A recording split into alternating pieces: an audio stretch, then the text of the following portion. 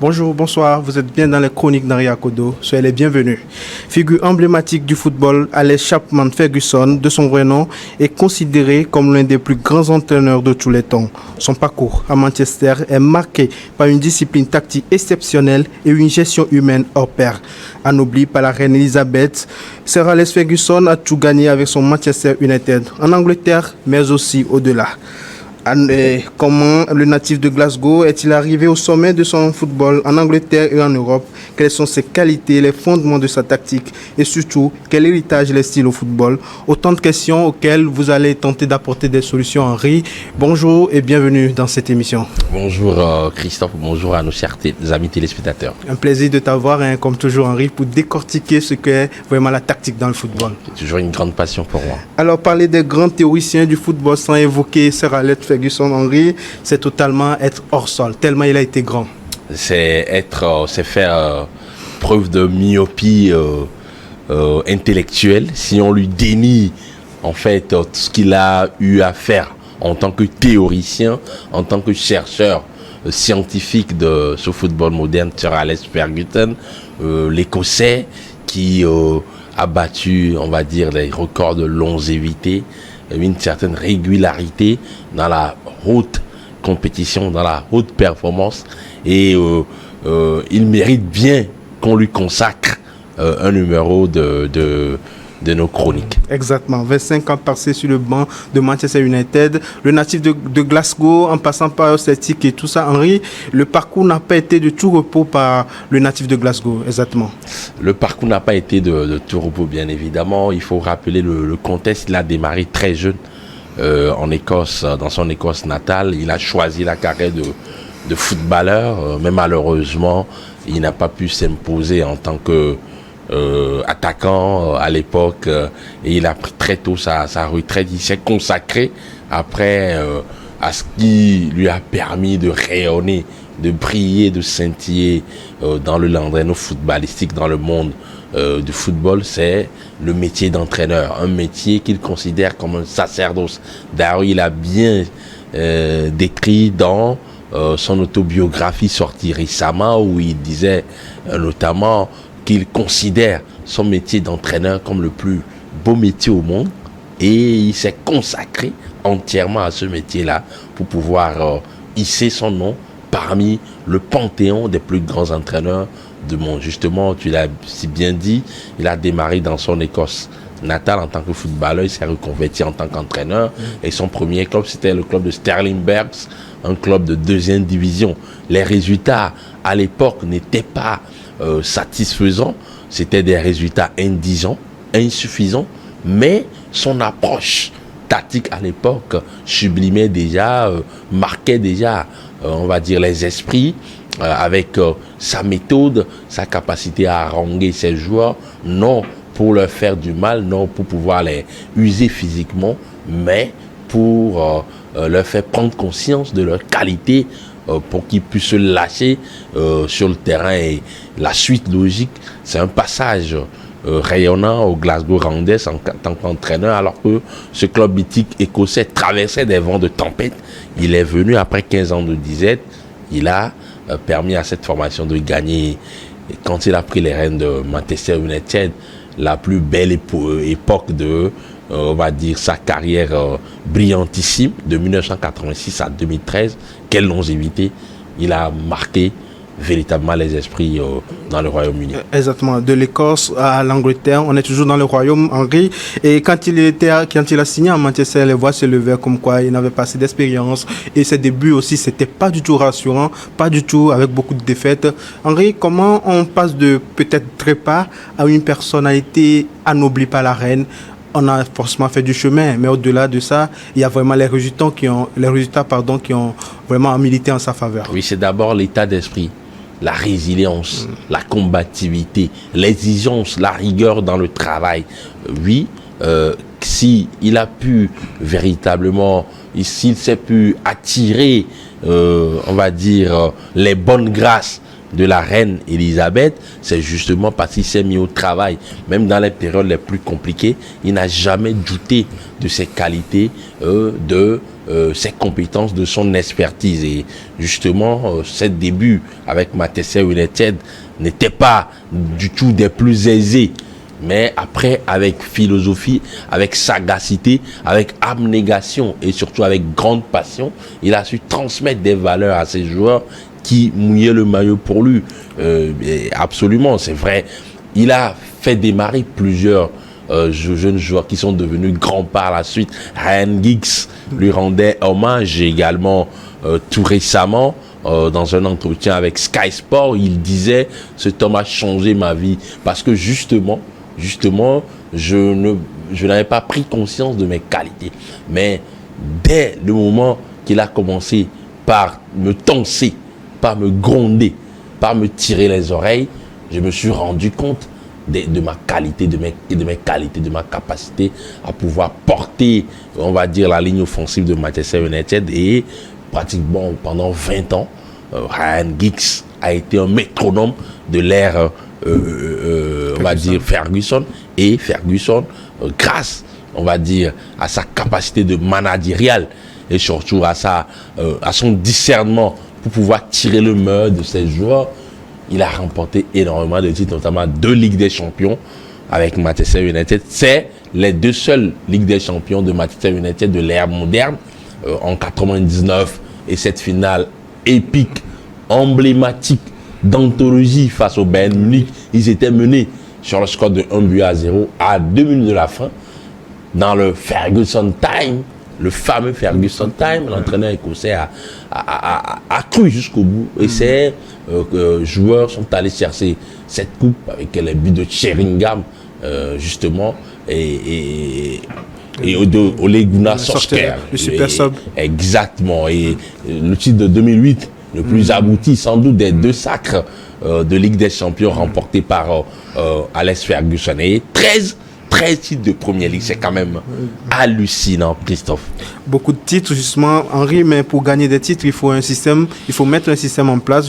Comment Ferguson a formulé tout ça? Comment est-il arrivé à créer une équipe presque injouable dans les années 90 et 2000, notamment avec l'ère, tu l'as évoqué, Giggs, Paul Scholes et tout ça, Gary Neville, ils sont nombreux. Ouais. Oui, avec un système de jeu exceptionnel, des contre-attaques et un jeu illisible pour les adversaires. Je commence par ta fin. J'aime bien ta question, elle est très pertinente. Un jeu illisible pour les adversaires parce que justement, il était convaincu de ses principes.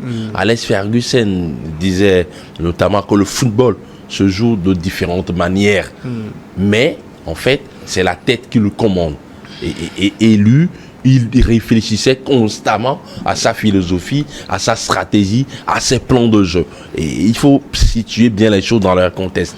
Quand il a pris les commandes de Manchester United en 86, justement, c'était, on va dire, Liverpool qui était l'équipe, on va dire, la mieux préparée pour pouvoir aller très loin en Première Ligue. Et justement, il a commencé timidement avec d'abord un dispositif de 4-1. C'était en fait à ses débuts. Et justement, quand il a commencé par prendre la mesure de la situation, il s'est adapté véritablement au nouveau contexte avec le recrutement des joueurs comme Eric Cantona, avec les débuts des joueurs comme, on va dire, York. Et justement, il a tout simplement eu l'ingéniosité de pouvoir changer de philosophie de jeu, passant à un 4-4-2 classique avec des ailiers qui allaient très vite, des attaquants de surface qui marquaient, qui empilaient des buts, notamment York. Et sur les côtés, les débuts de Ryan Giggs, c'est l'une des satisfactions de la carrière de Ferguson, justement. Il avait ce flair. Il avait cet esprit de discernement, cette capacité à pouvoir déceler dès le plus, on va dire, très tôt, les talents, dégoter, dénicher de très grands talents, notamment Beckham, à qui il a eu une confiance tout simplement phénoménale dès ses débuts. Personne ne croyait en ce gamin-là, mais à 17 ans, il a démarré avec justement Sir Alex Ferguson. Et la seconde étape justement de la philosophie tactique de on va dire Ferguson, c'est au début des années 2000 justement, avec, on va dire, son goût pour le football offensif, ultra offensif, les attaques tous azimuts et une rigosité défensive qui ne disait pas son nom. On se rappelle de, on va dire, la paire exceptionnelle, Vidit Ferdinand, exceptionnel. Et exceptionnel, ahurissant. Quelle solidité entre, on va dire, la lecture de jeu de Rio Ferdinand, son sens de la tactique et surtout la hargne, la débauche d'énergie, la capacité à récupérer les ballons dans les pieds des adversaires, à ne pas se faire enrhumer. De Vidit, c'était une défense ultra solide à l'époque. Et justement, au milieu du terrain, de très bons joueurs. On a connu des Carrick, des Darren Fletcher, des joueurs comme Paul Scholes, le métronome, l'artificier, justement. Et que dire de la ligne d'attaque de la fin de la période, on va dire, c'est-à-dire de la plus grande épopée pour moi, de la plus grande ère de Ferguson, c'est quand même cette ligne d'attaque exceptionnelle de feu avec Cristiano Ronaldo, et Ryan Giggs, Wayne Rooney, tous ces joueurs-là. Même Dimitar Berbatov qui joue un rôle très exceptionnel. Carlos Tevez. Exactement. Quelle équipe. Et quelle équipe. Et quelle campagne de Ligue des Champions en 2008. Exactement. Ouais. Et Henry, c'est une équipe très redoutable. Honnêtement, c'est une équipe qui a vraiment marché sur la première ligue et au-delà. Mais Sir Alex Ferguson aussi a pêché par moments, que ce soit par rapport aux moments à venir, à des cas spécifiques de David Beckham et d'Eric Cantona. Mais d'abord, on va parler de la tactique de cette finale, cette fameuse finale à Rome en 2009, où Manchester a vraiment fait ce qu'il ne fallait pas, en voulant aller chercher très haut le FC Barcelone, qui était peut-être la meilleure équipe de tous les temps à l'époque, en 2009. C'est aussi là qu'on a vu les limites de Sir Alex Ferguson. Oui, avant même de parler de cette défaite de la finale en 2009, je voulais préciser un aspect très important dans la carrière de Alex Ferguson. C'est quand même ce passage à vide entre 2003 et 2006. Il dit si bien dans son autobiographie. Et ce passage à vide n'a jamais fait fléchir Sir Alex Ferguson. Il savait qu'il avait toujours les outils. Il pouvait, on va dire, se remettre en cause. Il pouvait trouver la formule pour résoudre, pour juguler un peu le mal qui véritablement minait son équipe à l'époque. Il n'arrivait plus à pouvoir marquer des buts, à être solide défensivement. Et il a trouvé la panacée avec, on va dire, l'intégration dans cette équipe de jeunes joueurs. Et justement, il est parvenu à remporter ce sac en 2008 au stade Luzhniki en Russie, face à Chelsea dans les séances de tir au but. Exactement. Et donc, de 2008, après ce sacre, je me souviens très bien, comme si c'était hier, du pénalty raté de Cristiano Ronaldo. En 2009, justement, Manchester a démarré une campagne de Ligue des Champions exceptionnelle, écrasant tout sur son passage, battant en demi-finale Arsenal en match aller-retour, et en finale se présentait devant le grand Barça de Pep Guardiola. Et comme tu l'as dit, la philosophie, les plans de jeu de Ferguson de 2007 jusqu'à 2009 à l'époque, c'était d'aller chercher l'adversaire dans son moitié de terrain adverse, parce que ces joueurs avaient de l'énergie à revendre, parce que dans ces préparations d'avant-match, sur le plan physique, ces joueurs étaient mieux aguerris, ils étaient véritablement déterminés, il arrivait à transmettre cette force, cette énergie-là à ces joueurs, et il n'avait Dieu que pour le travail de harcèlement dans le jeu sans ballon. Et justement, il a été victime de sa propre turpitude, parce que cette stratégie, comme tu l'as si bien dit, n'a pas fonctionné, parce qu'en face, il y avait une adversité de classe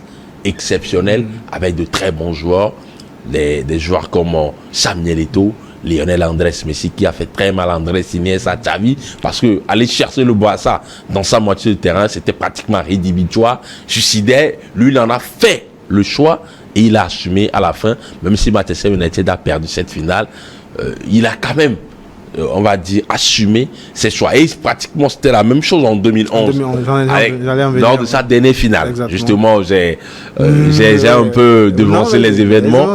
Justement, donc en 2011, c'était à Wembley, la fameuse finale encore, défaite 3-1, alors que Manchester United avait réussi à égaliser après l'ouverture de score.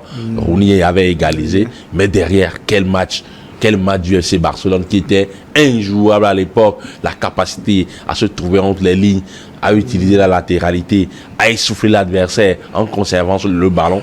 N'a pas créant de sous-nombre aussi. Justement, créant de sous-nombre. Donc, c'était, on va dire, une humiliation totale pour Sir Alex Ferguson. C'est l'un des moments les plus sombres d'ailleurs, on va dire, l'un des matchs les plus compliqués. Il a avoué, même dans son autobiographie, qu'il a connu dans sa carrière. Depuis, il est parti de Manchester en 2013, c'est ça, et cette équipe reprise par Ole Gunnar Solskjaer, non, par cet Écossais, j'oublie un peu son nom. David Moyes. David Moyes, justement, qu'il a choisi comme héritier. Ouais.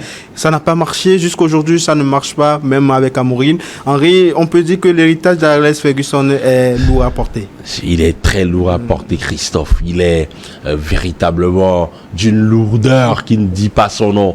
Cet héritage-là est tout simplement, on va dire, ça pèse énormément. Ça pèse parce que tu as cité Ole Gunnar Solskjaer, David Moyes, on peut en citer d'autres encore, José Mourinho, tous ces grands entraîneurs qui sont passés par là. Aujourd'hui, on a un jeune entraîneur portugais plein d'avenir, à l'instar de Ruben Amorim et Erik ten Hag, qui avait brillé avec l'Ajax Amsterdam, dont tout le monde disait du grand bien et qu'il va être le successeur attitré de Ferguson, n'a pas réussi à redonner à Manchester United son luxe d'antan. Donc c'est dire que ce monsieur qui a été décoré, qui a été, on va dire, canonisé par la reine d'Angleterre, qui est devenu Sir Alex Ferguson, n'a pas fait un travail de bas étage. Il a fait un travail de grande envergure. En témoigne, c'est ça qu'il a remporté.